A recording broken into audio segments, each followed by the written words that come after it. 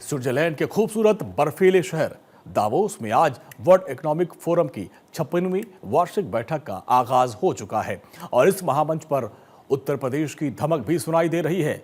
Davos में चल रहे वर्ल्ड इकोनॉमिक फोरम 2026 में यूपी सरकार के वैश्विक निवेशकों के सामने अपनी मजबूत मौजूदगी दर्ज कराई है। मुख्यमंत्री योगी आदित्यनाथ की अगुवाई में यूपी अब ग्लोबल इन्वेस्टमेंट मैप पर बहुत तेजी से उभरता हुआ राज्य बन रहा है।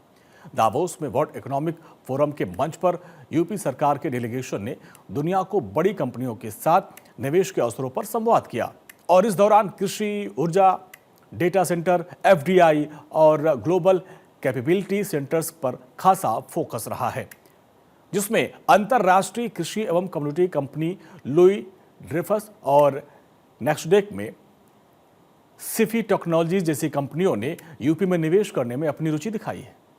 इसके अलावा लुई ड्रेफस की बात करें तो कृषि, व्यापार, फूड ऑयल और दाल मिल, लॉजिस्टिक और सप्लाई चेन और एग्री वेस्ट से गैस बनाना। दूसरी तरफ सिफी टेक्नोलॉजीज में नोएडा में एआई रेडी रिन्यूएबल एनर्जी आधारित डेटा सेंटर स्थापित करने की अपनी इच्छा जताई है। सिफी टेक्नोलॉजीज प्रस्ताव के तहत नोएडा में 1600 करोड़ का निवेश करेगी।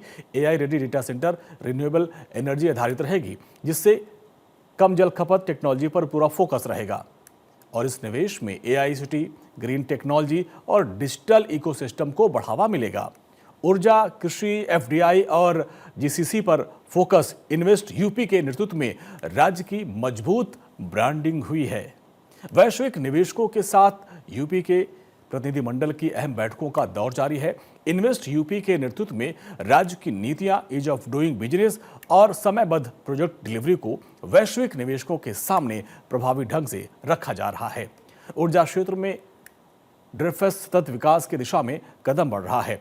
अबू धाबी के सहयोग से कंपनी एग्रीकल्चर वेस्ट को गैस में बदलने की दिशा में बहुत तेजी से काम कर रही है। इसके अलावा वैश्विक मंच पर यूपी अंतर्राष्ट्रीय निवेशकों और उद्योग जगत के दिग्गजों के साथ रणनीतिक निवेश उसके अवसर पर संवाद करेगा। डेलीगेशन का नेतृत्व कैबिनेट मंत्री सुरेश कुमार खन्ना कर रहे हैं और उनके साथ इन्वेस्ट यूपी के सीईओ विजय किरण आनंद भी शामिल हैं।